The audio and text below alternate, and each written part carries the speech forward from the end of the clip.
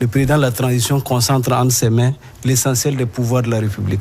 Donc chaque fois qu'il doit prendre la parole, soit à l'occasion d'un discours, soit à l'occasion d'une interview, c'est de bonne la loi que les citoyens donc suivent ça, parce que c'est lui en fait qui détient en dernier ressort donc la destinée des 20 millions de Burkinabés. Donc chaque fois qu'il s'exprime, c'est une occasion donc de l'entendre, voilà, sur les grandes thématiques donc qui touchent la nation et sur les problèmes que rencontrent les Burkinabés. Donc j'ai suivi avec beaucoup d'intérêt. Dans la forme, bon, j'ai trouvé effectivement un président de la transition déterminé, un président de la transition engagé, un président de la transition qui a de la conviction et qui défend avec les moyens qu'il a, voilà, les ambitions qu'il a donc pour son pays. Donc de ce point de vue, je pense que pour l'essentiel, ça s'est bien passé. Même si, bon, quand on regarde toute l'interview, on se rend compte que souvent, il a eu à apporter quelques réponses donc mécaniques à des questions des journalistes, mais bon, étant militaire, bon, il n'est pas habitué, il ne s'accommode pas trop donc du formalisme originel qui entoure donc ce genre d'exercice. Et donc, pour l'essentiel, ça s'est bien passé. Pourvu que la souffrance des Burkinabés donc soit allégée, c'est ça qui est le plus important. C'est l'essentiel. Voilà. Rapidement, Moussa.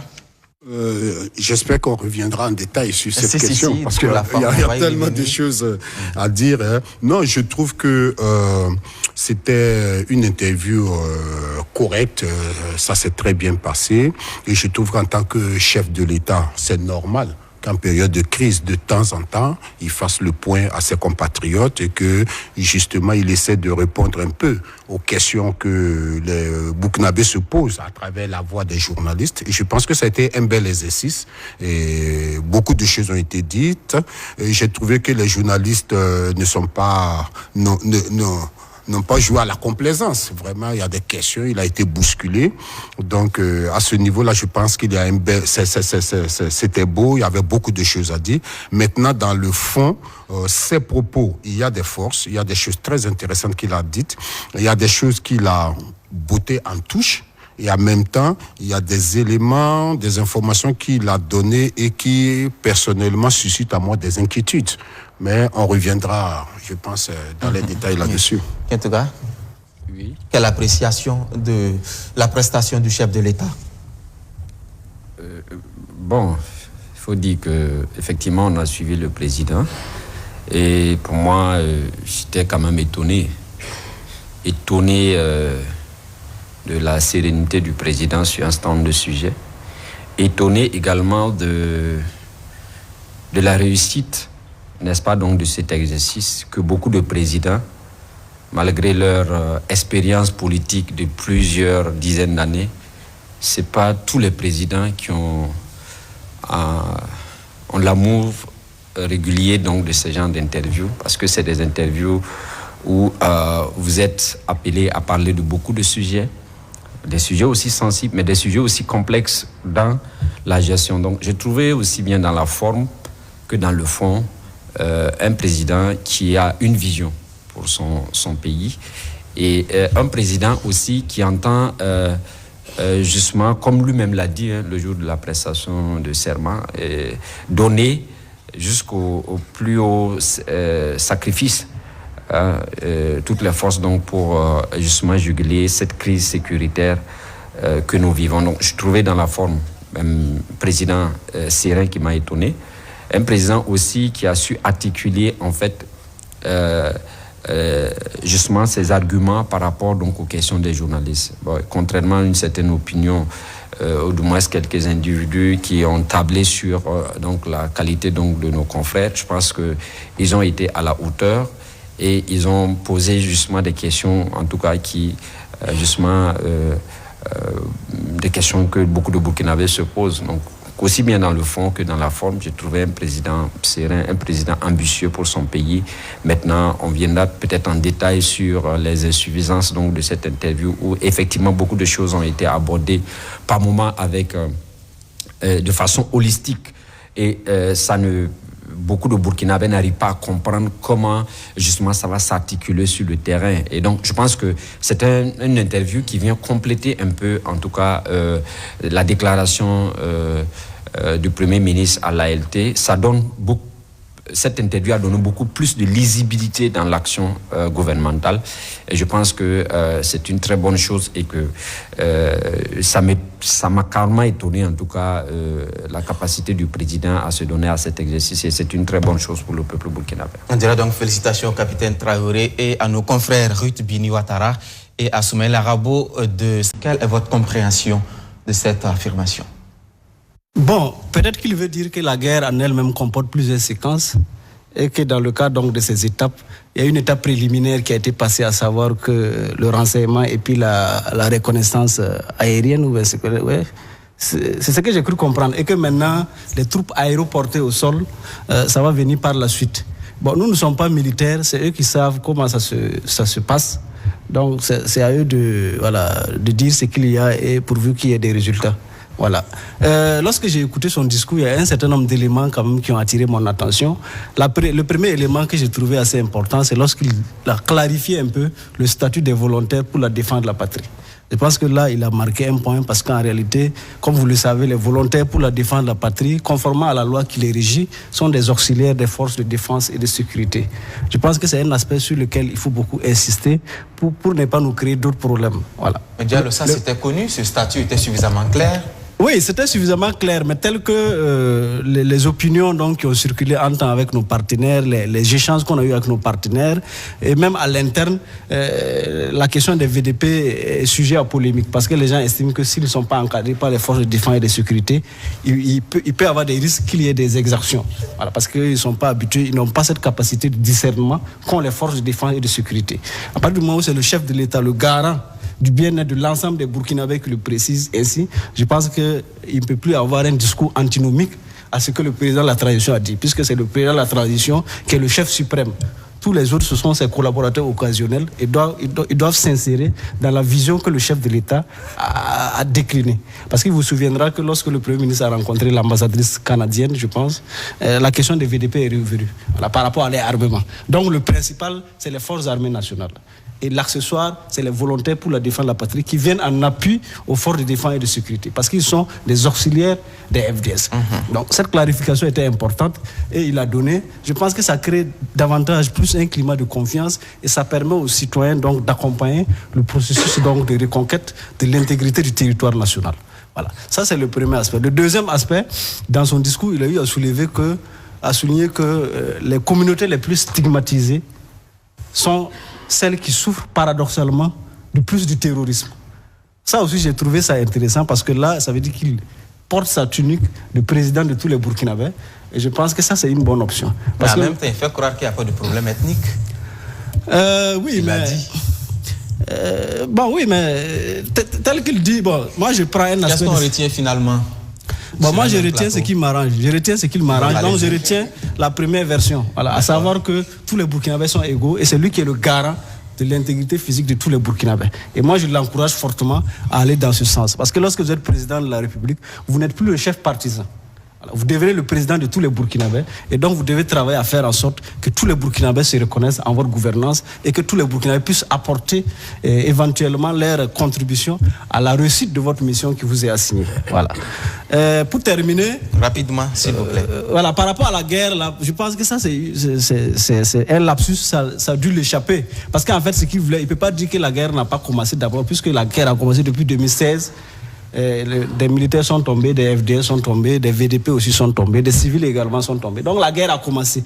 Mais il veut dire peut-être que la guerre va rentrer dans une autre phase opérationnelle. Et il faut que ça arrive plus vite, effectivement. Faisant peut-être allusion à l'opérationnalisation des VDP.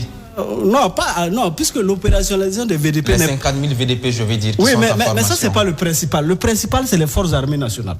C'est-à-dire comment il fait pour régler la logistique au niveau des forces armées nationales, comment il fait en sorte que la police, la gendarmerie, tous les corps paramilitaires aient le nécessaire pour faire le travail pour lequel donc, ils sont payés. Et maintenant, les volontaires pour la défense de la patrie viennent en appui donc, aux forces de défense et de sécurité. Je pense qu'il faut garder ce carnaval-là pour ne pas nous mettre dans des problèmes. Parce que si on met en exergue trop les VDP, bon, on risque de s'embourber et ça va nous créer d'autres problèmes. Donc il faut garder le principal, FDS, et les accessoires qui viennent accompagner les FDS, les forces, les volontaires pour la défense de la patrie, qui font aussi un bon travail, il faut le reconnaître. Merci, voilà. Diallo. Moussa Savadogo, il a également dit lors de cet entretien qu'il n'y a pas de négociation avec des gens qui assassinent Il dit la souveraineté, la laïcité du Burkina ne sont pas négociables. Que faut-il comprendre par là? Je pense que vous me permettrez d'aborder cette question. Je pense qu'elle est tellement grave. Quand je parle de grave, c'est pas négatif, tellement importante le discours du président dans ce que nous vivons aujourd'hui, qu'il faut vraiment prendre le temps de le décrypter au fond. Et vous me permettrez d'évoluer sur 3 niveaux. En écoutant le président, j'ai vu qu'il y a au moins 3 éléments, 3 promesses qu'il a faites au Burkinabé, de façon globale. La première des choses, il a rassuré les Burkinabés qu'il aura une victoire sur le terrorisme. Ça, il a été très clair là-dessus. La deuxième des choses, c'est qu'il a répété à plusieurs reprises que lui, il est un patriote qui aime son pays. Et que c'est pour ça qu'il est là. Et la troisième des choses, il nous dit qu'après tout ça, ça doit être soutenu par un développement endogène. Voici, de façon ramassée, ce que le président a dit. Maintenant, il y a des forces et il y a des faiblesses dans ce qu'il a dit. Parce qu'une des forces de ce qu'il a dit, c'est qu'au moins, depuis qu'il est président jusqu'à maintenant, on sent quand même une certaine cohérence dans son discours. Il n'est pas un président qui change d'état. Il y a une certaine cohérence dans son discours. Et cette cohérence, on va le voir à plusieurs niveaux, à partir des thèmes que j'ai essayé de montrer. On va voir que c'est un président d'abord qui parle à cœur ouvert. Il semble n'avoir rien à cacher, il parle à cœur ouvert. Et à chaque fois, il répète une demande incessante, c'est le patriotisme de la part de ses compatriotes. Donc, il y a toujours un appel pour qu'on l'aide avec une promesse de victoire et de souveraineté. OK. Mais après ça, j'ai compris que le président lui-même s'est recadré. Il s'est auto-recadré sur un certain nombre de sujets. La première des choses, je pense qu'il a très bien compris que ça ne le servirait pas s'il rentrait dans un bras de fer avec la presse. Je pense que là-dessus, il a tenu à rassurer les médias pour dire qu'il ne rentrerait pas dans un bras de fer avec eux. Donc je pense que là, il a compris. Contrairement à son premier ministre qui semble dire qu'il faut taper sur la presse, lui, il semble être dans une autre logique. C'est un partage de rôle peut-être. Oui, mais le discours doit être cohérent. On ne peut pas avoir un discours différent entre un président et son premier ministre. D'accord, allez-y, poursuivez. Le deuxième niveau, c'est que où il a eu encore un autre recadrage, c'est quand le journaliste lui a demandé les patriotes et les moins patriotes, et il a dit, bon, que c'est quelque chose qui est sorti comme ça, il ne divise pas la chose. Et en l'écoutant, j'ai souri. J'ai dit, mais voilà, il vient de comprendre ce que c'est que la liberté de presse et la liberté d'expression. Ce n'est pas parce qu'on a un président qu'on peut parler comme on veut. Il peut avoir une opinion en tant que citoyen, mais en tant que chef d'État ou homme de médias, une fois qu'on est face à des médias, il y a des choses qu'on ne dit pas. Entre ce que je pense et ce que je dis publiquement, il faut faire très attention. Et c'est dans cet exercice-là que nous, les journalistes, nous sommes tous les jours. Et voilà, le président lui-même dit quelque chose, et après il vient dire « Ah non, c'est pas ce que je fais, mon mea culpa ». Je pense que là, il vient de comprendre la difficulté dans laquelle les journalistes pensent. Mais, malheureusement, je pense que ces communicants auraient dû peut-être lui briefer en termes de média training avant de le laisser rencontrer les médias. Mais bon, bref, il semble se rattraper, c'est une très bonne chose. Maintenant, il y a des non-dits. Je vous avais dit tout de suite que j'avais un certain nombre d'inquiétudes. Parce que le président nous a confirmé dans son discours que les femmes qui avaient été enlevées n'ont pas été libérées par l'armée. Elles ont été retrouvées. Et il a dit lui-même qu'il y a un flou autour de cette question. On ne sait pas ce qui se passe. Donc, on verra, j'espère que le gouvernement nous dira. Il a aussi dit que les langues commencent à se délier du côté des femmes qui sont suivies par les soins de l'État. Maintenant, est-ce qu'elles ont été libérées ou bien elles ont été recrutées, briefées et envoyées en mission? On ne sait pas. J'espère qu'on saura. La deuxième chose, et là où je trouve que le président a botté un peu en touche, c'est sur la question de la stigmatisation des communautés. Parce que le président nous a dit qu'en fait, l'État ne commet pas de ségrégation. Quand il y a l'humanitaire, on donne à tout le monde. Et je pense que jusque-là, personne n'a accusé l'État d'actes ségrégationnistes ou de séparatisme. Le problème, c'est qu'au sein des populations burkinabées, il se trouve qu'il y a une communauté qui est stigmatisée. Pas par l'État, mais par d'autres burkinabés. Et cette stigmatisation-là a conduit à un discours de haine, et c'est vrai. Malheureusement, le président n'a pas abordé cette question-là. Il a botté ça en touche, et encore, il s'est même mis sur la défensive, en disant que ceux qui disent ça, ils doivent d'abord se demander qu'est-ce qu'eux-mêmes ils font pour les communautés. J'ai trouvé que là, c'est un peu comme s'il a manqué d'arguments, alors qu'il aurait pu rassurer les Burkinabés pour dire c'est vrai, ça existe, mais nous travaillons à résoudre ce problème-là. J'en veux. Et sur la question de Nounan, il a dit quelque chose qui est... Je suis d'accord avec lui sur ce qu'il a dit. Il dit on ne sait pas si c'est le VDP ou pas. Et on sait qu'en période de guerre, l'ennemi même peut commettre des exactions et accuser le pouvoir central. Mais, on attend. Il y a une enquête qui est là. Donc, je pense que le président nous donne des éléments pour qu'on l'attende au tournant. Donc, il faut qu'il clarifie cette situation. Moussa, La dernière chose, c'est quand il a parlé aussi des relations avec nos voisins. Il a dit ceci, les relations sont plus ou moins bonnes. Donc, ça veut dire que les relations ne sont pas très bonnes. Et on pense surtout à la Côte d'Ivoire et un peu au Niger. On ne sait pas ce qui se passe. Donc, je pense que il a donné un certain nombre d'informations, d'éléments comme ça qui suscitent en nous un certain nombre de questionnements. Et je pense qu'il faudrait qu'il puisse clarifier ces éléments-là. Je reviendrai sur la question du développement endogène, mais pour ne pas monopoliser la parole. Mais vous n'avez pas répondu à ma question de savoir, quand il dit qu'il n'y a pas de négociation avec des gens qui assassinent, la souveraineté et la laïcité du Burkina ne sont pas négociables. Qu'est-ce qu'il veut dire par là? Mais là encore, je pense qu'il faut clarifier la situation. Parce que, vous savez, quand on rencontre les représentants de l'État sur le terrain, les gouverneurs, les préfets et consorts, ce n'est pas le discours qui tiennent. Parce que le discours, c'est pour ça que je dis qu'il faut faire très attention à la cohérence du discours, quelles que soient les strates au niveau de l'État. Parce que certains disent, et moi j'étais dernièrement à des rencontres où des autorités provinciales, régionales disent, ceux qui sont prêts à déposer les armes, nous sommes prêts à les recevoir. Voilà. Donc, pour que quelqu'un puisse déposer les armes, il faut que je t'envoie un message pour que tu comprennes que je vais déposer les armes et qu'il y ait un dispositif sécuritaire pour que j'accepte de déposer les armes. Donc, quand le président dit « je ne veux pas », est-ce que ce n'est pas plutôt pour faire plaisir à la population? Mais est-ce que dans la réalité, ça se passe comme ça? Parce que son prédécesseur avait mis tout un mécanisme. On ne parlait pas de négociation, mais on parlait de dialogue. Et il y avait des personnes ressources dans les différentes régions qui avaient été mobilisées pour ça. On a même vu à la télé des repentis venir dire on abandonne, on revient au sein de la patrie. Qu'en est-il de tout ça? Donc je pense que là, il faudrait qu'il clarifie très bien parce que apparemment ce que les autres représentants de l'État disent sur le terrain, c'est pas le même discours que lui il a tenu à la télévision. Merci. Blaise Ketega, sur la lutte contre le terrorisme, qu'est-ce que vous avez retenu? Non, je pense que les réponses ont été justes. Vous savez, quand vous dirigez au plus haut sommet de l'État, vous avez un aperçu global justement de la situation. Et après, c'est comment on rend ça digeste, comment on essaie de centrer le discours pour ne pas toucher à des sensibilités. C'est là la grande question. Donc, pour ce qui est, par exemple, de cette expression, la guerre n'a pas encore commencé, je pense que effectivement, il faut que l'on sache que dans une guerre, il y a plusieurs étapes. Et quand on regarde aujourd'hui avec le déploiement des VDP, quand on regarde aujourd'hui avec les nouvelles tactiques donc, de notre armée, on se dit il y a une intelligence militaire derrière ça. Moi, je me suis amusé à prendre la carte du Burkina et à faire un trait, comment vous appelez ça en statistique là, une courbe linéaire jusqu'à Falanguntu, Solenzo jusqu'à Falanguntu.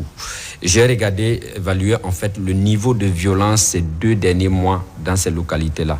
Après, j'ai refait en fait une autre ligne jusqu'à redescendre à l'est. Et j'ai compris que il y a une intelligence peut-être militaire derrière tout ça, parce que vous savez que nous sommes au mois de février et probablement la logique c'est déjà dégager progressivement en tout cas les zones à forte productivité agricole.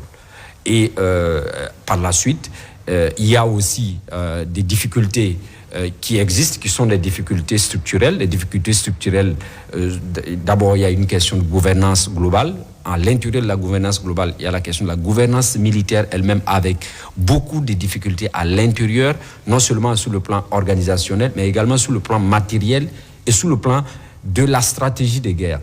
Donc, il y a toutes ces étapes-là de mon point de vue. Et quand vous regardez aujourd'hui la situation du matériel, la situation aussi de l'organisation, la réorganisation donc, de nos forces de défense et de sécurité, le président l'a dit, on était à 3 régions militaires. Aujourd'hui, on est à 6 régions militaires. On a des légions de gendarmerie qui sont créées. Et vous savez que dans la tradition, l'armée, c'est une guerre qu'on a tantôt qualifiée d'asymétrique, etc. Parce que non seulement vous avez des gens qui traversent les frontières pour venir nous attaquer, ça, c'est beaucoup plus le déploiement militaire. Mais à l'intérieur, comme il l'a rappelé dans le diagnostic de base, le niveau d'infection est très élevé.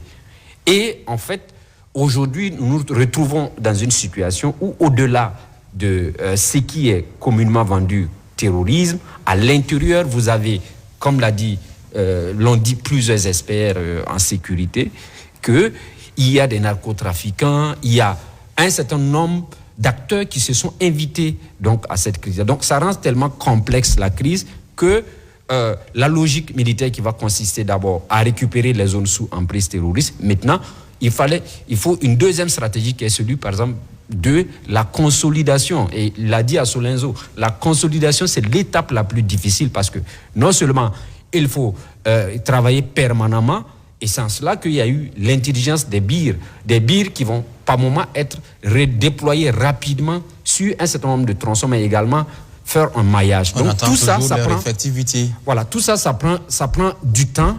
Et quand on connaît le niveau d'infection des localités, on se rappelle tout dernièrement cet événement malheureux du côté de Sakwani. Donc, moi j'ai compris le président quand il a dit que la guerre n'a pas encore commencé. Je pense que peut-être qu'il n'a pas rendu digeste, etc. Parce que justement l'information militaire, contrairement à nous les civils qui pensons qu'il faut tout dire, c'est la démocratie, c'est la liberté d'expression, il faut tout dire. Alors, on ne peut pas tout dire de mon point de vue parce que moi je trouve même qu'il est... Souvent il parle de préambule, souvent il dit que la guerre n'a pas commencé. Oui, quand il parle de préambule, vous savez que... on a parlé tout de suite ici, par exemple, de la question de Nouna. Vous vous rappelez qu'à la Deuxième Guerre mondiale, pour prétexter... quel a été le prétexte pour pouvoir attaquer la Pologne? Je me rappelle qu'il a fallu habiller des militaires. Hitler a fait habiller des militaires allemands pour aller s'attaquer avec des tenues polonaises pour pouvoir prétexter l'attaque. Donc c'est pour dire qu'aujourd'hui, on est dans une logique où quand on regarde les derniers événements des assassinats des populations civiles, quand on regarde le déplacement... Une trentaine. Exact. Quand on regarde le déplacement de ces groupes armés-là, moi je me pose beaucoup de questions sur l'intelligence de niveau de violence que ces gens-là ont là. Ça pose un problème est-ce qu'à quelque part, combiné à cette fameuse histoire donc, des femmes qui ont été enlevées, j'ai comme l'impression que ces gens-là ont des conseillers qui justement exploitent en fait des failles au niveau justement de notre dispositif actuellement pour le faire. La question, c'est comment nous on organise la riposte. Et je pense que le président l'a dit, quand on suit un peu le discours, il a dit que les choses vont commencer. Et comme on a vu Solenzo qui a été plus ou moins libéré et avec un dispositif de consolidation qui est en cours. On a vu au niveau de Falangutu où après justement la reconquête, on a vu une attaque qui s'est reproduite. Donc il faille corriger où on a perdu malheureusement 10 forces de défense et de sécurité que je rends hommage. Mais je vais dire que on est en une phase de réorganisation et ça, c'est à tous les niveaux. Il y a le niveau de la gouvernance globale, il y a le niveau de la gouvernance sécuritaire et il y a également, en fait, cette logique de consolidation. Parce qu'il ne s'agit pas de libérer une zone et que cette zone-là, quelque temps après, retombe sur justement la main des groupes armés. Donc, j'ai trouvé de façon globale le discours du président à ce niveau-là assez cohérent, même la collaboration avec les pays frontaliers. Vous savez que déjà, nous avions... du point de vue diplomatique, nous avions des difficultés extrêmes avec non seulement un certain nombre de pays, mais également avec un partenaire traditionnel qui a montré aussi, de mon point de vue, beaucoup de limites. Quand aujourd'hui on évoque la question des VDP, on dit on n'est pas en phase avec les VDP. Mais quand la France était attaquée à la Deuxième Guerre mondiale et à la Première Guerre mondiale, mais c'est nos parents qu'on a pris ici, on les a qualifiés de tirailleurs sénégalais. Et on se rappelle la fameuse histoire de Tiaroy, où ces mêmes qui voulaient revendiquer ont été abattus comme des chiens. Donc aujourd'hui, l'Afrique aujourd'hui devait plus bénéficier du soutien de l'Europe parce que les Africains ont perdu la vie justement pour sauver l'Europe des ordres hitlériens. Donc aujourd'hui, quand on nous dit, on est venu chercher nos parents ici, je ne sais pas quelle formation on leur a donnée, mais ils ont été sur le terrain, d'autres même ont été utilisés comme des chairs à canon. Et aujourd'hui, nous faisons face à des difficultés. Et moi, je suis de plus en plus, j'allais dire, je suis un peu timide quand il s'agit par exemple de parler des États faillis. Parce que j'ai suivi cette semaine le traitement de l'information des chaînes étrangères et j'ai comme l'impression qu'on veut progressivement nous faire avaler des narratifs comme quoi nous sommes un État failli, 60% donc du territoire est occupé, etc. etc. Et tout dernièrement, dans des capitales, en Afrique de l'Ouest, il y a des gens qui m'ont appelé, mais ils me disent qu'ils ne pouvaient pas concevoir qu'on organise le CIAO à Ouagadougou parce que... Oui, il y a même des artisans qui l'ont dit. Exact, parce que les gens pensaient, le narratif c'est quoi? Quand on dit on est un État failli, quand des officiels disent on est un État failli, on est un État délabré, on est un pays pauvre, très endetté, etc., etc. Mais l'information que vous envoyez aux investisseurs, c'est quoi? Alors que ces gens-là me disent qu'ils pensent qu'à Ouagadougou, il y a des terroristes qui sont dans la rue, qui poursuivent les gens comme ça. Donc, c'est pour dire que nous devons faire beaucoup attention dans la gestion de l'information sécuritaire de nos pays. Parce qu'au-delà de la question sécurité, qui est très difficile, que les Burkinabés sont en train de se mobiliser pour gérer, il y a aussi des narratifs que nous envoyons à l'extérieur, nous envoyons à des partenaires, des narratifs souvent qui sont des narratifs, de mon point de vue, conçus dans je ne sais quelle officine pour nous faire répéter ça comme des perroquets. Comme on nous a toujours dit, vous êtes des pays pauvres très endettés. Merci, après, on voit comment les gens courent pour nous faire la cour lorsqu'ils sont en difficulté diplomatique. Donc moi, je trouve que le président a été cohérent, aussi bien dans l'approche de la question sécuritaire, mais également dans la relation avec nos partenaires aujourd'hui. Je pense qu'il y a des actions qui ont été posées et ces actions-là rencontre l'assentiment du peuple burkinabé. Merci. Moussa voulait réagir rapidement. Oui, je voulais réagir rapidement. Je voudrais revenir au discours du président parce que le président, je ne sais pas, le gouvernement nous accuse les journalistes souvent de donner des informations qui peuvent être utilisées par les terroristes et consorts. Mais quand j'ai écouté le président parler, je me suis demandé est-ce que lui-même il n'a pas donné des informations? Parce que je le regarde du point de vue du communicateur. Est-ce qu'il n'a pas donné des ans? Parce qu'il a dévoilé la stratégie à venir. Il a dit, pour le moment, on va bombarder les avions. Après, il y aura une attaque au sol. Mais les terroristes savent ça déjà. Peut-être que sur le terrain, c'est autre chose. Ah, mais je ne sais pas. Mais si c'est un journaliste... Peut-être que c'est une stratégie dans la stratégie. Si c'est un journaliste qui l'avait écrit, je suis sûr qu'on allait dire que vous donnez des informations aux terroristes. C'est pour cela que je reviens sur le média training de nos autorités. Mais en même temps, c'est difficile. Tantôt, on se plaint parce qu'il ne parle pas assez. Après, quand il parle, on estime... Mais c'est justement, il doit parler. Et c'est pour cela qu'avant de parler, c'est des communicants professionnels qui doivent lui donner des mots de langage. C'est pas de venir s'asseoir, dire ce que je pense. Souvent, c'est pas comme ça. Il faut faire très attention. Merci, Moussa. Mais le deuxième élément, s'il te plaît. Rapidement. Le deuxième élément sur lequel je voulais revenir, qu'est-ce que fait? Je pense que je l'ai oublié. Je reviendrai là-dessus. On va revenir. On ne peut pas tout aborder, malheureusement. Allez-y rapidement, Lengani. Non, je voulais m'exprimer sur la question de la stigmatisation. Il faut faire très attention. Il y a beaucoup de gens qui sont morts dans cette situation-là.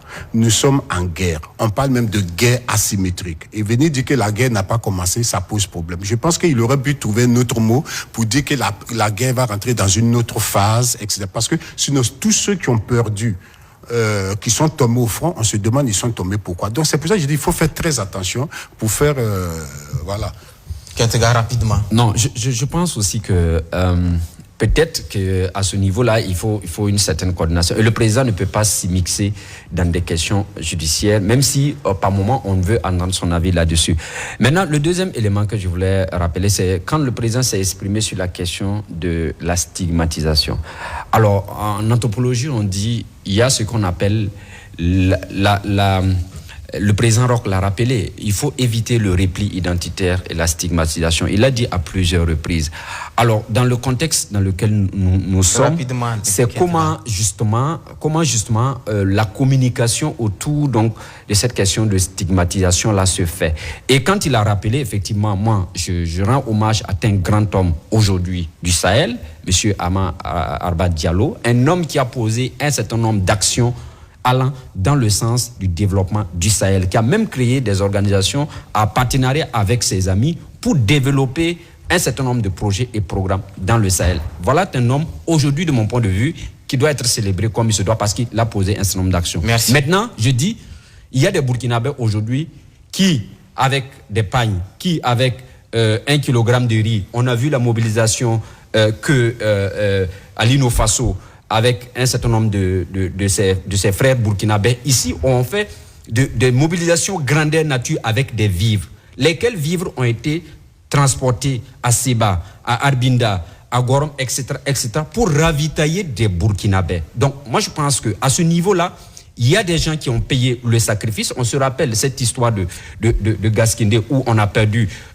jusqu'à 27 soldats. Donc, il y a des fils du pays dans ce même Burkina Faso qui font des efforts incommensurables pour que les populations aujourd'hui qui sont victimes donc de ces groupes armés-là puissent pouvoir vivre en paix parce qu'ils n'ont pas demandé justement cette guerre-là. Donc je pense qu'un certain nombre d'acteurs justement devraient, de mon point de vue, travailler à avoir de la mesure dans la gestion de cette question de stigmatisation pour qu'il y ait des actions coordonnées parce qu'on est tous des Burkinabés et ce qu'on doit savoir c'est qu'il y a des discours que nous pondons par moment dans nos différentes officines qui peuvent accentuer en fait ces velléités de stigmatisation. On l'a vu au Mali et on l'a vu ailleurs. Et comme moi je l'ai dit, les groupes armés surfent sur la religion, sur l'ethnie, etc., etc. Et le président a fait une mise au point pour rappeler même à certains grands intellectuels qui ont commencé à dire qu'il y a une minorité fasciste, etc., et sous fond religieuse, etc.,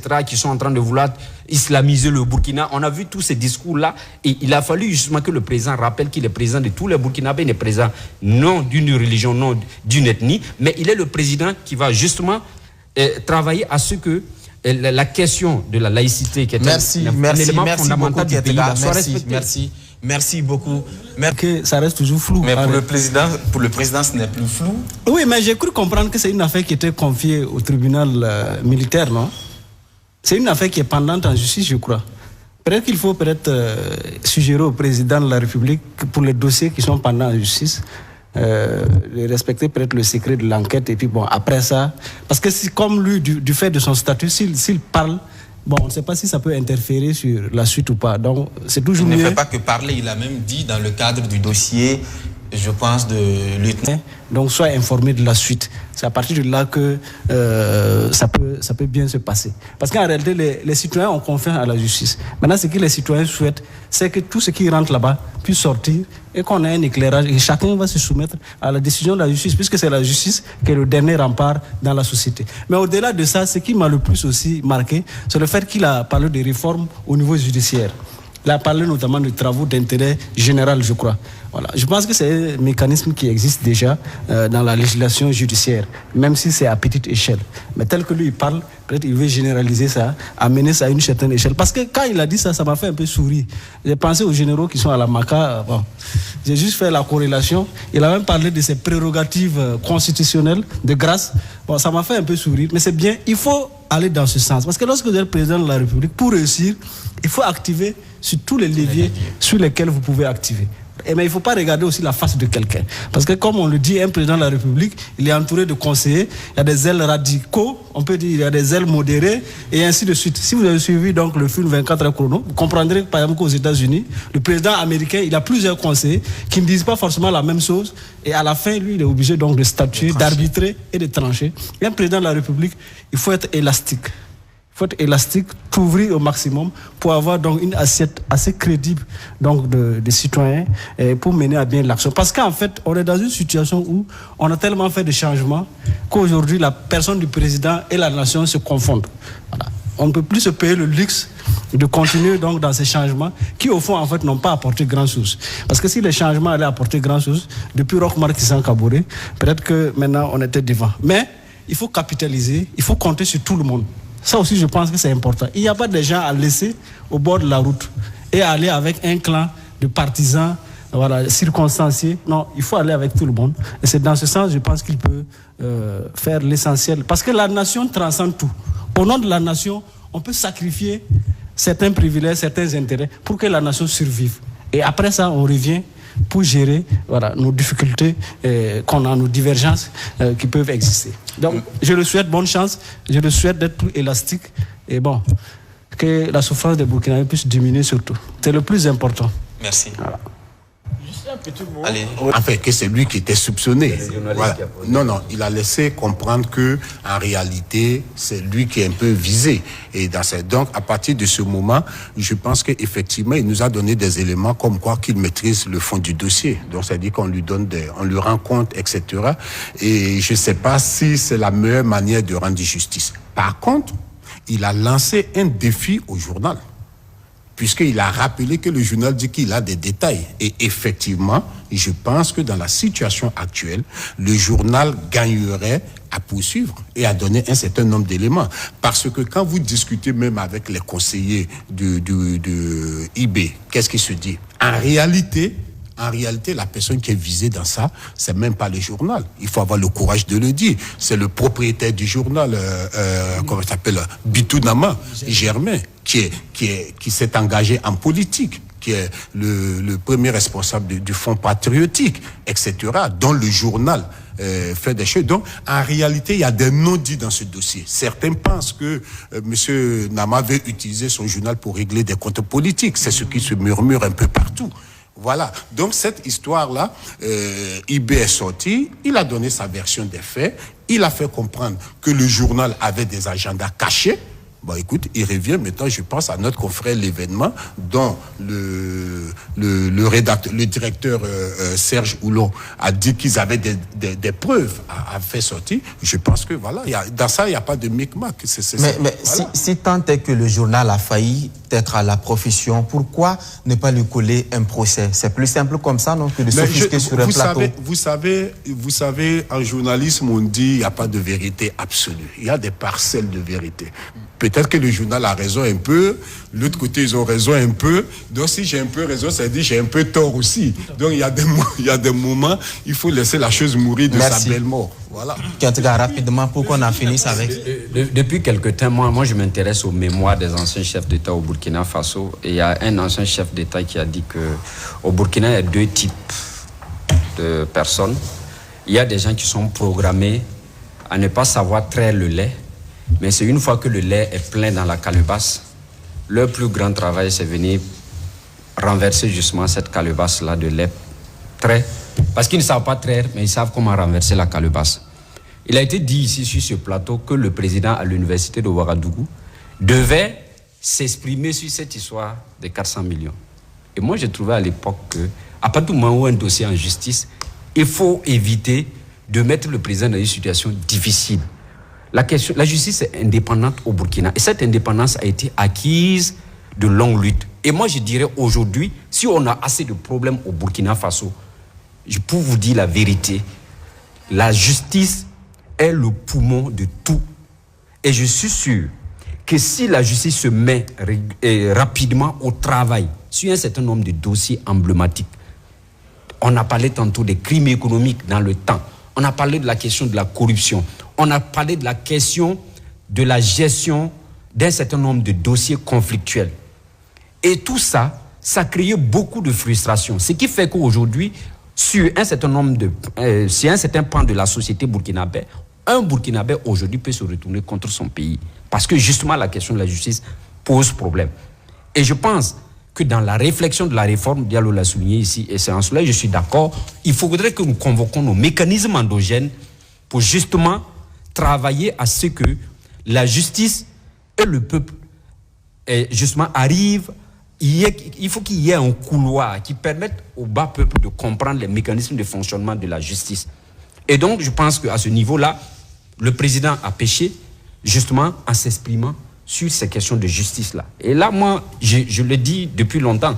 Maintenant, il ne faudrait pas qu'on soit régulièrement dans des raisonnements à géométrie variable. Ce qu'on a défendu hier, on revient, on contredit ça aujourd'hui. C'est en cela que je pense qu'il faudrait que l'entourage du président soit vigilant sur ces aspects-là.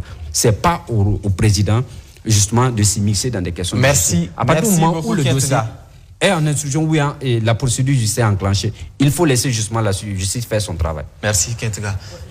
Ce qui se passe au Burkina est très loin de ce qui s'est passé au Rwanda au temps de Radio 1000 Collines. Ayant travaillé sur ce sujet-là, je peux dire que le Premier ministre a parlé de quelque chose qu'il ne connaît pas, qu'il ne sait pas. Donc il faut faire très attention à ce niveau. Et c'est un peu ce que je dis. Vous voyez, quand je dis qu'il y a un problème de discours, d'harmonisation du discours entre le Premier ministre et le président, c'est ça. Vous avez vu comment le président lui-même, il a été très prudent par rapport à la liberté d'expression. Il a dit des choses, il a fait son mea culpa, et puis voilà, il a assumé ses responsabilités et il est parti. Je pense qu'une fois de plus, la régulation des médias ne relève pas du Premier ministère. Le Premier ministre, il a tellement de choses à faire. C'est-à-dire que le président a défini sa feuille de route. Il y a tellement, on parle de développement endogène, on parle de ceci. C'est là où le Premier ministre doit aller travailler. Pour matérialiser les idées lancées par le président. Vous voyez? Mais s'il est là, j'ai l'impression que chaque fois que le Premier ministre parle, il ouvre un front. Que ce soit avec la presse, que ce soit avec les diplomates. Chaque fois qu'il dit quelque chose, il ouvre un front. Ou bien il va dire des choses qui sont totalement hors du besoin des Burkinabés actuellement, dans le contexte qui est le nôtre aujourd'hui, avec cette fédération du Mali, etc. Donc on se demande, mais qu'est-ce qu'ils cherchent? On a du travail. Qu'ils viennent s'asseoir un peu à Ouagadougou, qu'ils coordonnent mieux ces ministres-là, qu'ils reprennent la main sur les ministères, et qu'on sente que c'est un chef de gouvernement qui tient une équipe qui travaille en respectant ou en allant dans la logique de la voie tracée par le chef de l'État. Mais on a l'impression que le chef de l'État, il est quelque part, son premier ministre est quelque part, il n'y a pas d'harmonie dans le discours, et voilà, on a l'impression que ça laisse un libre cours à chacun de dire ce qu'il veut. Et quelqu'un me disait l'autre jour, mais que votre premier ministre n'a pas compris qu'il n'est plus sur les plateaux télé. On ne fait plus du plateau télé, c'est-à-dire qu'il est devenu chef du gouvernement. Donc, il faudrait que, je pense qu'à ce niveau, ces conseillers gagneraient à le recadrer un peu. Merci. Kentega, y a-t-il de la pagaille dans les médias burkinabés? Non, je suis en phase donc avec la déclaration des OPM. La déclaration a été justement scindée en plusieurs parties. Et je pense aussi qu'il ne faut pas jeter l'anathème comme ça sur les médias par rapport justement au traitement de l'information. Et comme on sait, on a un président du CSC qui naturellement travaille en toute indépendance. Et je pense aussi que depuis, en tout cas, la reprise en main du CSC, j'ai pas vu le président Aziz Bamogo poser des actes allant dans le sens justement de mon point de vue, mettre des difficultés dans le travail des médias. Maintenant, j'ai regardé dans la déclaration, il a été admis aussi que depuis l'avènement du MPSR, le 24 janvier, il y a un certain nombre d'actions qui ont été posées donc par la première équipe du MPSR, mais également la deuxième équipe, qui font que, en fait, on sent de plus en plus des journalistes qui sont menacés dans leur rédaction. Il y a des gens qui ont été, il y a des soi-disant, pour ne pas dire des prétendus supporters donc du régime qui ont violenté un certain nombre de journalistes. Et je pense que à ce niveau-là aussi, c'est qu'il faudrait faire le distinguo entre des individus autoproclamés supporters donc du régime, qui on a comme l'impression que quand ils disent quelque chose, c'est comme si on leur a dit de sortir dire ça. Donc je pense que aussi c'est d'être vigilant à ce niveau-là. Autrement dit, l'expression du Premier ministre, je pense que aussi on en fait trop aussi sur justement l'expression que le Premier ministre Tambela a dit. Le Premier ministre Tambela, je pense a dit ça dans le sens de nous interpeller une fois de plus sur notre responsabilité sociale. Pas pour nous apprendre notre travail, mais nous rappeler aussi qu'en période de guerre, moi j'ai toujours dit, la première arme de la guerre, c'est pas les Kala, c'est pas les PKM, c'est pas les 12-7, c'est pas les hélicoptères de guerre. La première arme de la guerre, c'est l'information et la communication. Et ça, de toutes les guerres, on sait que on peut utiliser les médias, on peut utiliser la communication pour exacerber des crises. Et ça, c'est admis. Quand on prend aujourd'hui les lanceurs d'alerte et le président... Mais est-ce que l'exécutif a compris cette dynamique? Non, je pense que moi, je suis le premier... Parce que depuis 7 ans que cette crise dure, on l'a toujours dénoncé, il n'existe toujours pas de stratégie de communication en la matière. Oui, là, ce n'est pas la faute des journalistes. Ça, je suis totalement d'accord. Et moi, je suis de ceux qui estiment aujourd'hui que ce n'est pas une question de soudoyer les médias. Moi, je l'ai dit sur plusieurs plateaux. Je l'ai dit à LCA il n'y a pas très longtemps que dans ce contexte de crise-là, il faudrait que le gouvernement soutienne aussi bien les médias privés et publics. Il faut que le gouvernement les soutienne effectivement pour les permettre de faire leur travail. Il faudrait qu'il y ait une sorte d'osmose. Il faudrait qu'il y ait un tandem. Et ça n'est pas pour dire aux médias, pour donner des injonctions aux médias, votre façon de critiquer la gouvernance. Non, les médias, ils sont dans leur rôle de traiter l'information comme ils veulent en fonction de leur ligne éditoriale, mais que ça n'aille pas dans le sens de fissurer une société burkinabé aujourd'hui qui est en train de payer le lourd tribut d'un tapis de cohésion sociale qui a été déchiré par justement des acteurs depuis longtemps. Donc moi je pense qu'aujourd'hui les médias devraient, de mon point de vue, l'expression du Premier ministre, moi je l'ai compris autrement, mais je suis totalement en phase effectivement avec cette interpellation donc des OPM, parce que les OPM aussi, ils ont pris du temps pour pouvoir justement faire cette déclaration. Et les éléments qui ont été énumérés, c'est vrai, on se rappelle donc cette affaire de Sinon adressée donc à Newton Ahmed Barry, mais et on a vu avec cette histoire donc du confrère donc de Omega, et après Alain, on l'a vu aussi avec même la radio Omega qui a été menacée donc par des individus d'incendier. Donc tous ces éléments là pris, je pense que les OPM ont raison dans leur expression. Maintenant, l'expression du Premier ministre, je pense aussi qu'il ne faut pas qu'on fasse trop de la polémique là-dessus, parce que moi j'ai compris ça depuis Rochman Christian Kaboré en juillet 2022 ici, au moment où le président Damiba était là. Moi j'ai toujours défendu l'idée selon laquelle il faudrait qu'il y ait du traitement stratégique de l'information en période de guerre. Autrement dit, il y a des informations qui renseignent l'extérieur sur les difficultés que vous vivez, en même temps qui fragilisent l'image de votre pays, mais aussi il y a de l'information aussi qui donne des informations aux terroristes sur qu'est-ce que vous êtes en train de préparer pour contrecarrer cette menace terroriste. Merci, Kentega Lengani. Moi, je pense, sur ce point-là, contrairement, l'apport donc qu'ils font donc à la nation puisse être évaluable même en argent. Voilà. Vous savez que la crise sécuritaire que notre pays a connue a dégradé encore un peu plus les conditions de vie et de travail des journalistes. Je pense qu'il faut travailler plutôt à les motiver et à les permettre aussi de jouer pleinement leur rôle, puisque les médias, c'est le 4e pouvoir dans la République.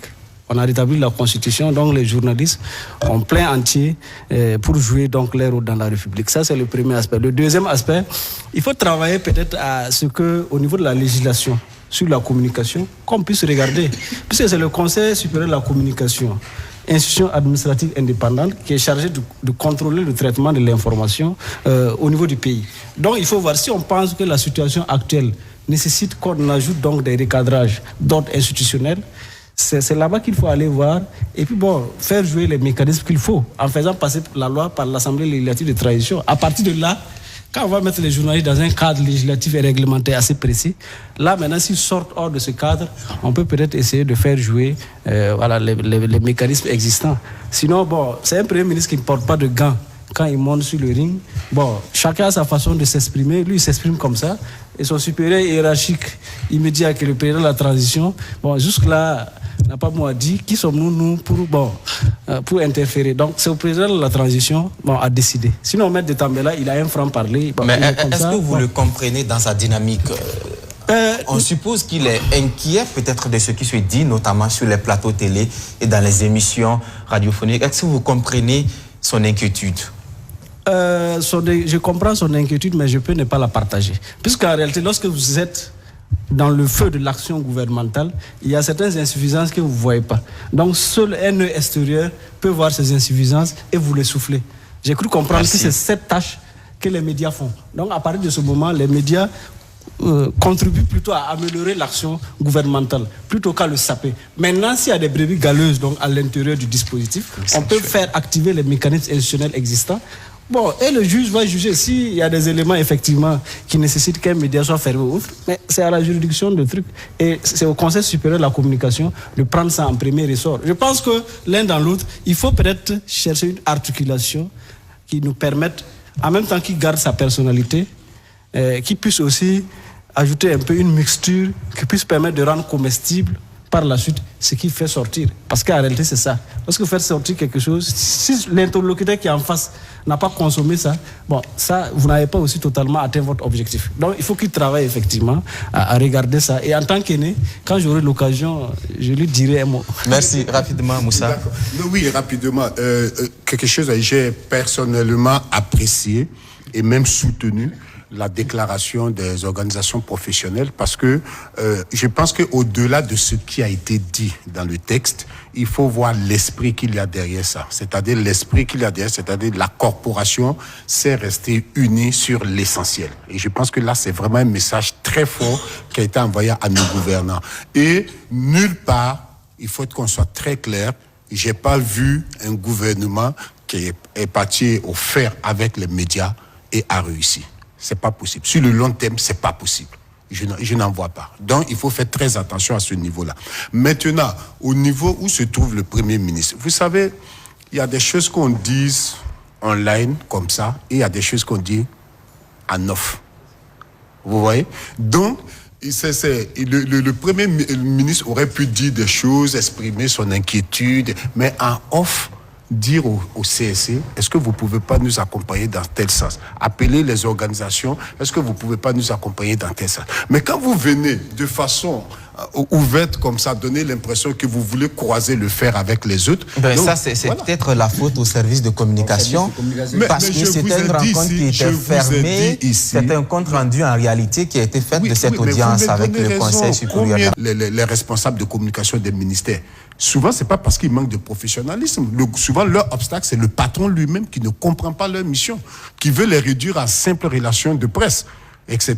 Donc, voilà, je dis, le gros problème, c'est la communication. Et une fois de plus, que ce soit le Premier ministre ou que ce soit le président lui-même qui soit, ou bien le président d'institution, son service de communication lui donne des mots de langage, quitte à lui mettre de l'enrober, mais on peut lui dire, attention, ne dis pas ça comme ça, ne fais pas ça, ne fais pas ça. Mais s'il n'y a pas tout ça, on laisse les gens venir avec leur bonne foi. Or, la bonne foi, ça ne suffit pas. Et le président Ibé a dit quelque chose. Il a dit quoi? Que c'est maintenant qu'il lui est en train de découvrir la vie urbaine. Il a dit ça dans son interview. Parce qu'il était un militaire, il était habitué à donner des ordres et on obéit. Maintenant, il devient président où il donne des ordres et on peut lui demander pourquoi tu donnes tel ordre-là. On peut même désobéir. Donc, vous voyez, il y a un problème de personnalité, d'identité à ce niveau-là même d'abord, qu'il doit résoudre avec lui-même. Et je pense qu'il est en train de comprendre ça petit à petit. En tout cas, il semble avoir compris avec quelques éléments qu'il nous a donnés la dernière fois. Merci Moussa Alt dans cette émission pour avoir le premier intervenant au téléphone. Madame Salamatou Edraogo, bonjour.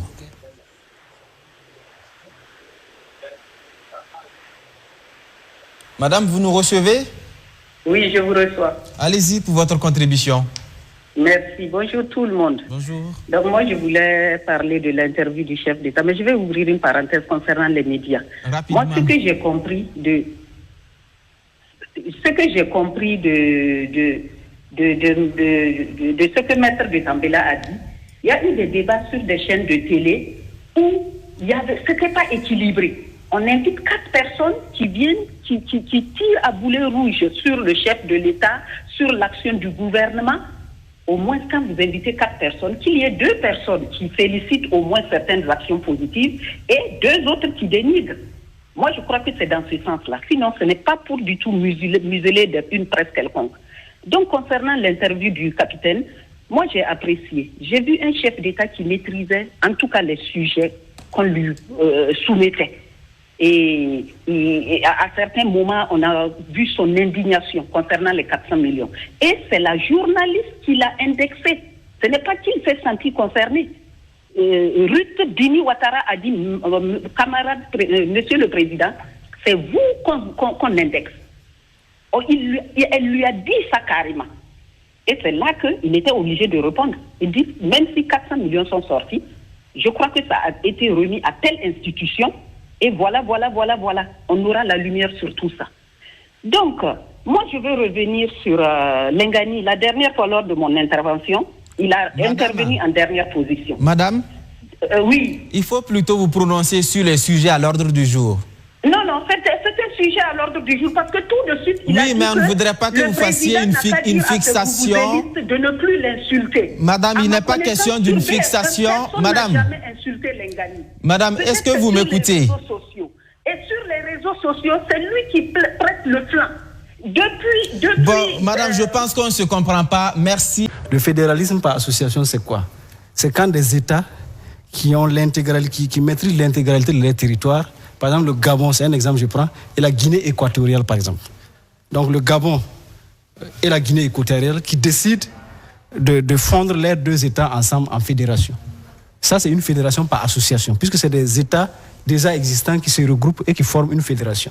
Mais ça suppose que ces États-là, pris individuellement eux-mêmes, ont une maîtrise sur l'intégralité de leur territoire. Ça, c'est important à préciser. Maintenant, le fédéralisme par dissociation, c'est quand on prend, par exemple, le Gabon, et à l'intérieur, on prend les régions du Gabon. Ils ont atteint une autonomie qui leur permet de se comporter comme des États. Donc, on prend chaque région du Gabon, qui devient un État, et maintenant, le Gabon lui-même devient une fédération. Donc, c'est les deux cas.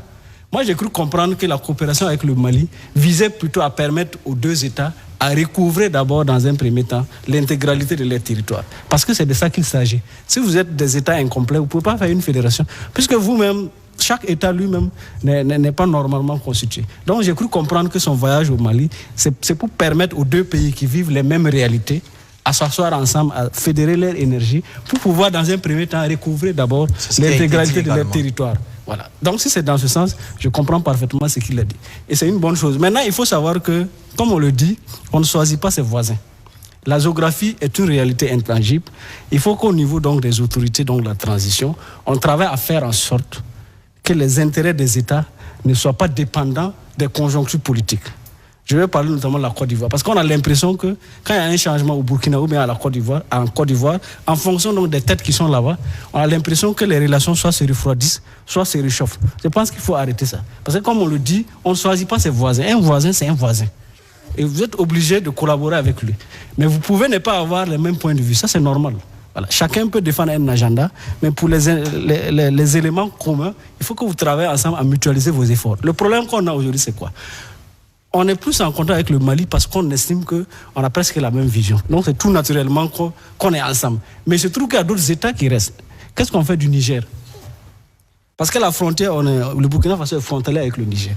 Alors que la zone des 3 frontières est une zone de refuge de terroristes et tout le problème peut venir là-bas. Vous pouvez conforter bien votre frontière avec le Mali, mais si les gens là passent par le Niger, ou bien ils passent par le Togo, ou bien ils passent même par la Côte d'Ivoire, ça veut dire que vous n'avez pas réglé le problème. C'est pour dire que la nature de la menace, l'étendue de la menace, l'ampleur de la menace fait que on ne peut plus aller sur des calculs fondés sur des humeurs. On est obligé d'être plus objectif que ça. On peut garder notre relation privilégiée avec le Mali, ce qui est une très bonne chose. Mais en même temps, il faut qu'on essaie aussi de développer d'autres initiatives. J'ai vu que le Premier ministre était allé au Togo. Il a fait escale au Togo avant d'aller au Mali. Ça, c'est très bien. Mais la Côte d'Ivoire, il faut regarder. Le Niger, il faut regarder. Parce que les nations demeurent. Les hommes passent, mais les nations restent. Donc, dans cette guerre contre le terrorisme, là, il ne faut pas s'enfermer dans un carcan parce que les opinions, on n'a pas les mêmes opinions que les autres. Il faut composer avec tout le monde. Il faut composer avec tout le monde. Merci beaucoup, Diallo. Moussa. Oui, ce qu'il dit, c'est l'idéal, hein, mais pour moi, c'est l'opportunité d'une telle annonce aujourd'hui. C'est-à-dire, vous pensez qu'aujourd'hui, ce qui intéresse les Burkinabés, c'est le fédéralisme avec le Mali, même s'il faut mettre ça dans un futur lointain. C'est pour ça que je dis il y a un problème. C'est-à-dire qu'il y a un décalage entre ce que le Premier ministre dit et vraiment les besoins des Burkinabés d'aujourd'hui sur le terrain. Et je pense que le président Ibé l'a recadré de façon très subtile. Quand le président Ibé dit que, voilà, par rapport à cette situation, au niveau du des différents partenaires, nous avons des problèmes, nous avons écrit à tout le monde, personne n'a réagi par rapport à notre aide, nous avons privilégié le bilatéralisme. C'est-à-dire que, par rapport à chaque État, on essaie de voir comment on peut mutualiser nos efforts. Je pense que c'est ça. Je pense qu'en interne, aujourd'hui, il y a tellement de choses à faire pour le gouvernement que se lancer dans un projet panafricaniste vous savez que c'est des choses qui prennent des années, 10 ans, 15 ans, 20 ans avant que ça se mette en place. La transition est là, dans moins de 2 ans, la transition est finie. Hein? Le gouvernement a donné une feuille de route. C'est d'abord la sécurité. Ils peuvent amorcer et le prochain pouvoir va poursuivre. C'est une question d'opportunité. C'est-à-dire aujourd'hui, là, c'est bon. Mais je pense que pour le moment, là, c'est pas ça que les Burkinabés veulent. On est en train de parler de développement endogène. On est en train de parler d'un certain nombre de choses. Moi, je verrais le Premier ministre revenir vraiment à la maison, reprendre les questions domestiques là, et puis vraiment à bras le corps avec son gouvernement. Et comme lui-même, il a dit avant même sa prise de fonction, la question militaire à IB, les questions civiles à moi. Merci. Voilà. Et je pense que ça, pour le moment, c'est bien le fédéralisme. On le souhaite, mais il a convoqué ça un peu trop tôt dans l'agenda. Du reste, vous avez vu que la partie malienne n'a même pas répondu. Et ça, moi, ça me dit, ça veut dire, sur le plan diplomatique, ça veut dire quoi? Il est venu parler, on l'a écouté, on n'a même pas répondu. C'est une manière de dire ce que tu dis. Peut-être qu'il y a une réaction, mais comme on n'a pas eu un compte rendu complet de son séjour. Moi, je ne suis pas dans les peut-être. Monsieur Traoré, bonjour tout le monde. Allez-y pour votre contribution. Ok, je suis à pour le moment. Voilà, donc je viens me prononcer sur l'entretien du président. Voilà, je pense que j'ai retenu quelques points. D'abord, le premier point qui est sur la reconquête de certaines localités, souvent qui peinent à être occupées par les forces de défense. Je pense qu'il s'expliquait en long et en large. Et dans ce sens, je pense que on gagnerait plus à fédérer nos actions, notamment entre pays, entre voisins, parce que là, souvent, c'est un peu les limites géographiques qui posent problème et puis ce qui existe entre ces pays. Donc dans ce cas, je pense que c'est un travail. Il va falloir qu'ils se penchent sur ça pour essayer de voir pour que la collaboration soit totale entre ces pays, de telle sorte que nous puissions mener à bien cette guerre et la tension, ça va poser toujours un problème. Donc secondo, il y a un peu l'incident de Sakwani.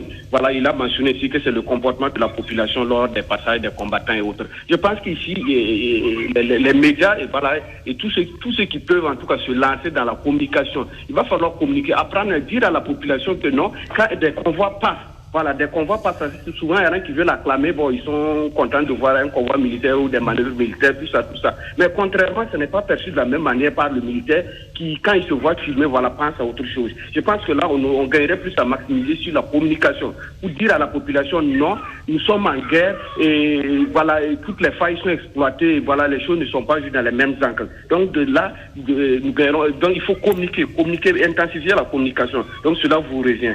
Et maintenant, sur le cas des débats sur les plateaux, je pense que c'est avec juste raison. Moi, je trouve souvent certains débats un peu pas ça. Mais vous savez que c'est comme l'autre l'a mentionné, c'est la communication. La toute première arme, c'est la communication. Et maintenant, si vous, les communicateurs, vous ne luttez pas à l'avantage de l'armée ou de la guerre à la faveur de l'armée, ça pose un problème. Et ici, contrairement à M. Moussa qui dit que non, sur la question du capitaine qui dit non, que la stratégie de guerre sera sol-air. Vous savez, même un profane sait que d'abord la guerre, les deux flancs de la guerre, c'est le sol et l'air. Donc ce n'est pas là. Maintenant, c'est le contenu de cette stratégie n'a pas été dévoilé. Je pense en grosso modo qu'il a essayé d'expliquer. Et ce qui suit encore, je pense que vos journalistes, vos confrères qui ont animé cette intervention-là ont manqué un peu de professionnalisme.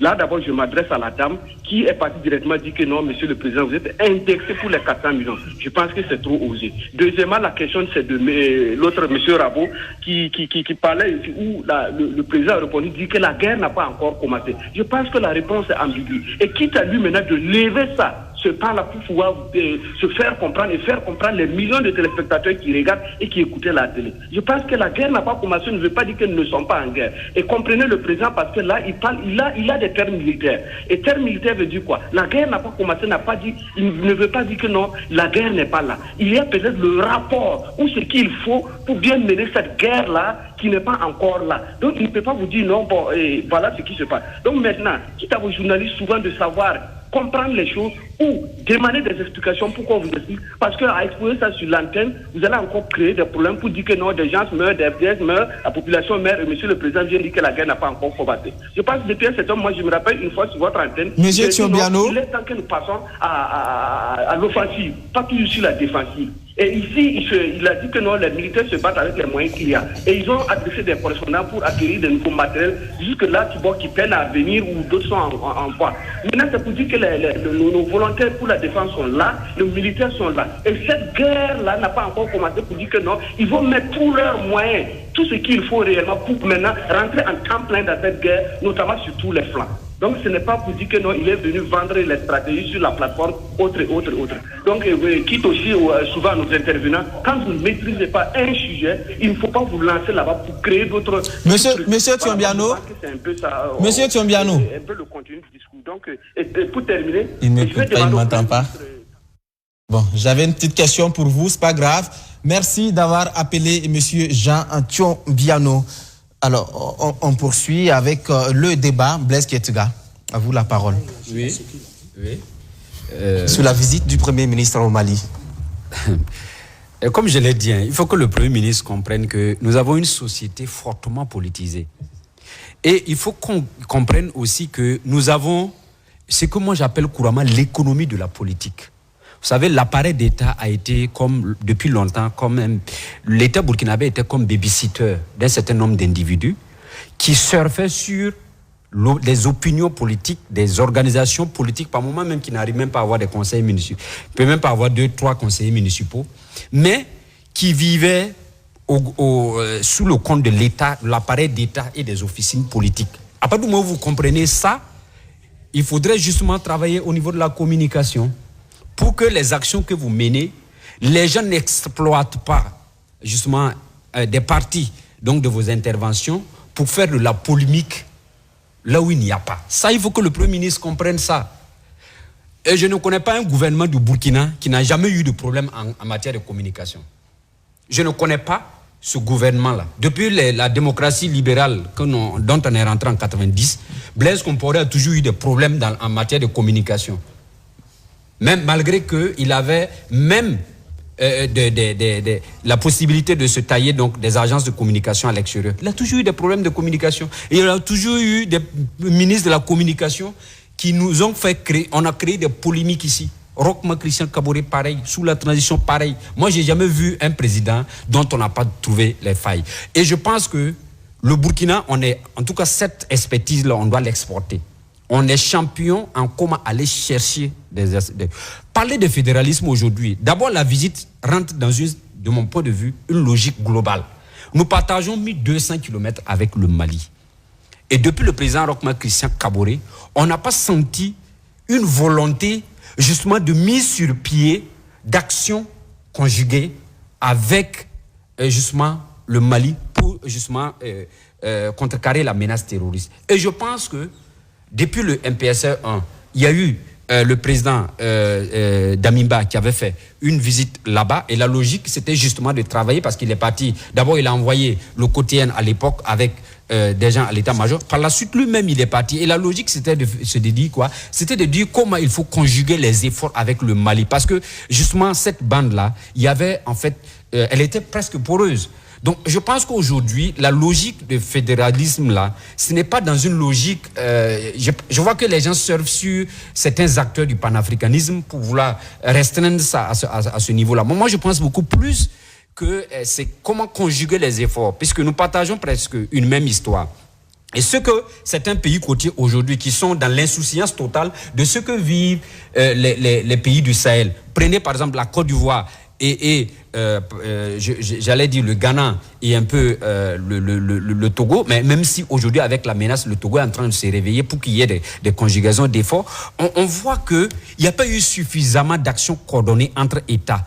Et la CEDEAO, l'Union africaine et toutes les institutions qu'on a créées, la logique c'était quoi? C'était que chaque pays justement cède une part justement de sa souveraineté à quelque niveau que ce soit pour qu'on puisse justement avoir des organisations sous-régionales fortes. Mais aujourd'hui la CEDEAO est devenue quoi?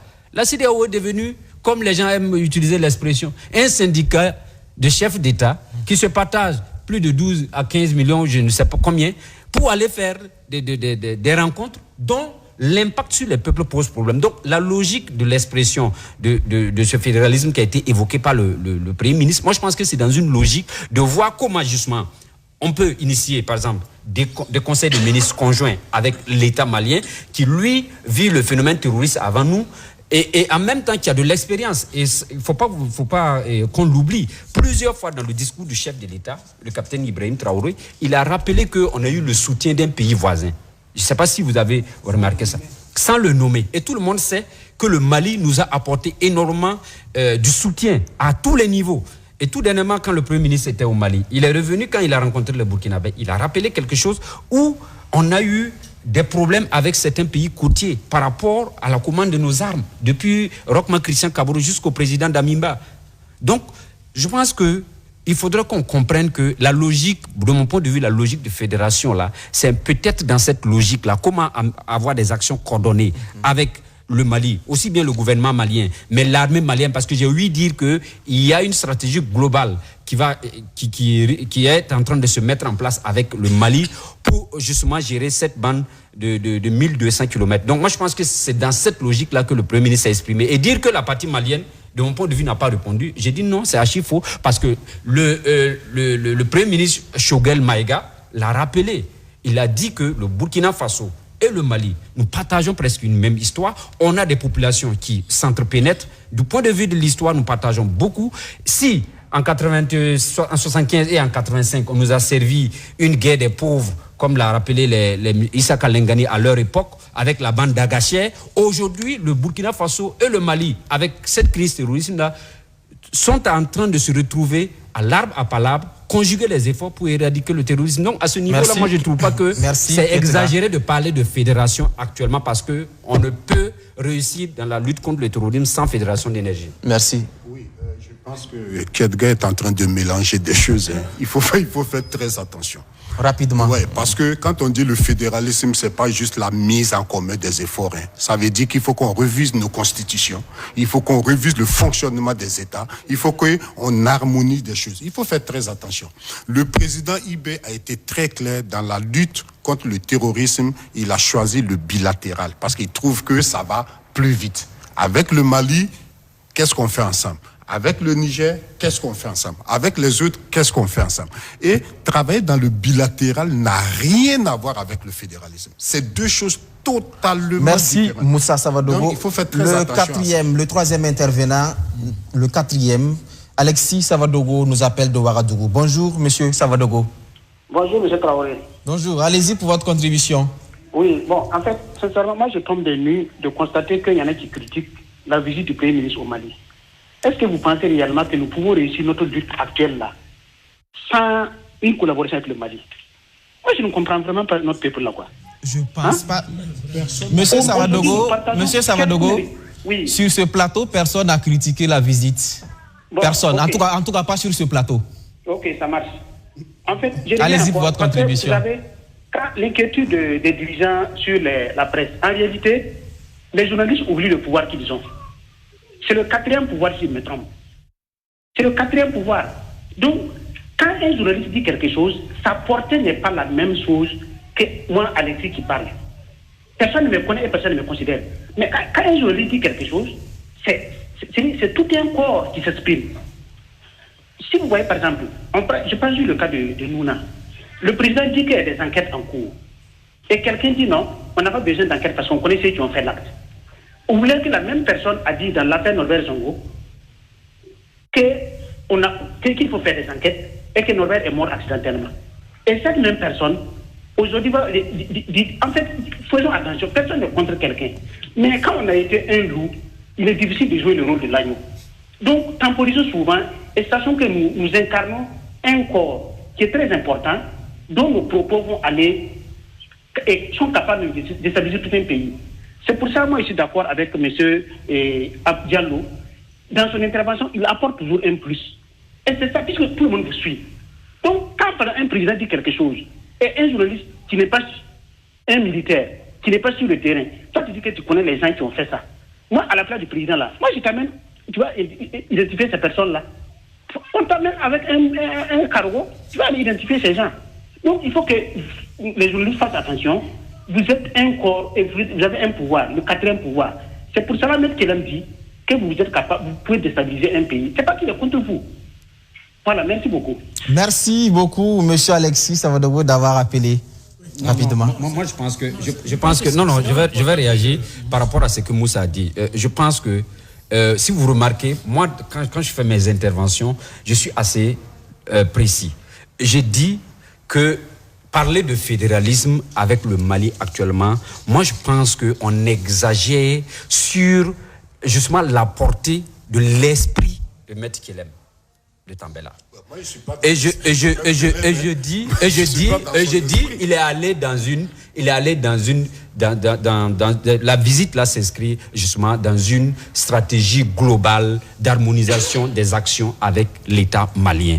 Et c'est à cette occasion-là, il a même dit, et je pense qu'il a été modeste, il a même dit que on n'est pas sûr de réussir parce que justement, on se rappelle cette fédération qui avait été faite entre le Mali, le Sénégal et le Burkina. Non, pas le Burkina, je crois que c'est à l'époque c'était le Niger, mais qui malheureusement n'est pas allé loin. Mais je vais dire qu'il y a eu des tentatives, voilà, il y a eu des tentatives à chaque moment que les pays africains ont des difficultés, on fait des tentatives de justement vouloir harmoniser justement les actions, etc. Donc moi c'est vrai la question du bilatéralisme là, même dans la gestion sécuritaire, on sait qu'aujourd'hui il y a des partenariats stratégiques entre les États-majors et ça se fait, mais regarde combien d'institutions on a créées autour de la question sécuritaire. Vous avez le G5 Sahel, vous avez l'initiative d'Accra. Donc tout ça, c'est des initiatives dont l'objectif, c'est de fédérer les énergies des pays. Mais ça aboutit à quoi? Alors que concrètement, aujourd'hui, nous sommes beaucoup plus avancés avec le Mali par rapport à nos liens et par rapport à l'appui que le Mali fait au Burkina Faso. Merci beaucoup. Alors, il y a eu cette visite au Mali, mais aussi les nombreuses audiences que le Premier ministre a accordées aux diplomates, notamment cette semaine avec le président de la Commission de l'Union africaine, on va dire comme ça, qui aime rester égal à lui-même. À son ordre du jour, il déclara ceci: l'Union africaine est en défaillance. Oui, bonjour, comment vous allez? Ça va bien. Allez-y pour votre contribution. Merci bien. Je voulais féliciter tous les journalistes sur le plateau ainsi que vous. Et vous faites quand même un travail formidable, il faut le reconnaître, et prendre de son temps à venir échanger avec les téléspectateurs. C'est à saluer et à encourager. Merci, je voulais dire à Lengani de se rassurer que c'est M. Alexis lui-même qui ira montrer les preuves à Nouna. Parce que les fils de Nouna, je ne suis pas sûr que si M. Alexis parle là-bas, il pourra tenir les mêmes propos qu'il tient devant les enfants de Nouna. Parce qu'ils l'ont dit et ils ont animé une conférence de presse très claire en indexant les bourreaux. Ce n'est pas une invention. Je pense qu'à un certain moment, il faut laisser le civisme moutonnière et être réaliste et cohérent dans ses interventions. Parce que quand on parle de la liberté d'expression, c'est être aussi cohérent et arrêter d'être du civisme moutonnière. Ce n'est pas bon pour une république. Alors, pour revenir au sujet, je voulais dire que le président du Faso, le président de la transition, a écliné sur beaucoup de sujets, mais je trouve souvent de la contradiction dans ses propos.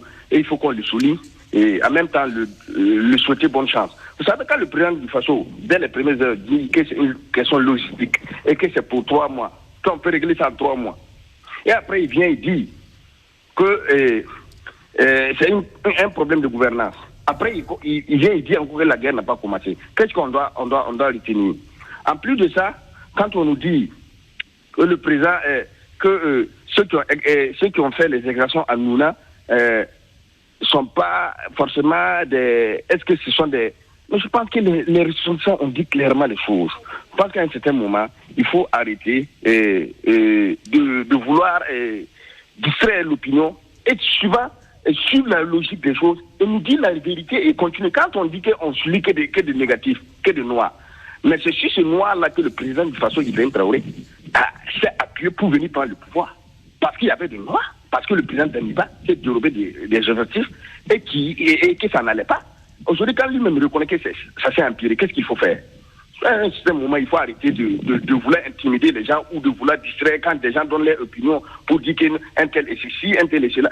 Personne n'a le monopole, le truc foncier ou le truc du Burkina Faso que l'autre. Moi, je pense qu'à un certain moment, il faut qu'on s'asseye de façon tête froide, de se parler de façon sincère, se donner la main et continuer. Parce que dans ce dilatoire-là, on ne pourra pas s'en sortir et le pays va s'enfoncer. Voilà, il ne faut pas détourner les regards du peuple burkinabé avec des discours révolutionnaires et quoi, et ne pas toucher vraiment du doigt la vraie réalité des choses. Pour finir, quand on dit non, les gens sont... Moi, je pense que dans le plateau, il faut qu'on se respecte un peu, surtout les hommes politiques. Parce que quand on fait recours souvent aux hommes politiques, et qu'on souvent pas pour des problèmes personnels, et revenir dire que les hommes politiques ont fabriqué des chichis. Les militaires ont fait la bagarre, ils sont venus prendre le pouvoir. En quoi ils sont différents des hommes politiques? Moi, je pense qu'à un certain moment, il faut modérer et se respecter pour pouvoir vraiment trouver une solution au pays. Je vous remercie. Merci beaucoup, M. Ziaba, d'avoir appelé dans la résolution de la crise. Est-ce que ce n'est pas aussi ça l'explication? Oui, bon, il est clair que dans ce que le Premier ministre a dit, il y a des éléments pertinents. Il y a des éléments pertinents, mais qui ne suffisent pas à eux seuls. Voilà, pour améliorer, parce qu'il y a le cadre aussi dans lequel ça se dit. Sinon, tel qu'il dit, c'est effectivement vrai, parce que nos organisations communautaires, nos organisations internationales, à un moment donné, il faut qu'elles fassent l'inventaire donc de l'existant pour voir depuis qu'elles existent, qu'est-ce qu'elles ont pu apporter concrètement au peuple en lutte pour l'amélioration de leurs conditions de vie. Ça, c'est évident.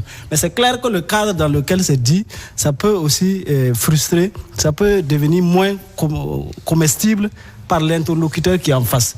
Et bon, de tradition burkinabé, on n'a pas l'habitude, malgré nos difficultés, à être un peu amer ou bien à vouloir rentrer dans un jeu d'humiliation ou bien de trucs par rapport à quelqu'un, un frère étranger qui vient nous voir. Je pense que c'est des éléments sur lesquels le Premier ministre va travailler à améliorer. Sinon, les éléments qu'il dit sont pertinents. Une organisation existe parce qu'il y a des problèmes qui existent et elle doit prendre en charge effectivement les problèmes qui existent pour justifier son existence. Mais dans la forme, il va falloir mettre un peu de modération pour pouvoir donc rendre comestible, rendre digestif donc le message qu'on souhaite passer. Pendant longtemps, le discours a été modéré, diplomatique, mais ça n'a pas permis au Burkina Faso de quitter son marasme économique. On est toujours empêtré dans cette situation.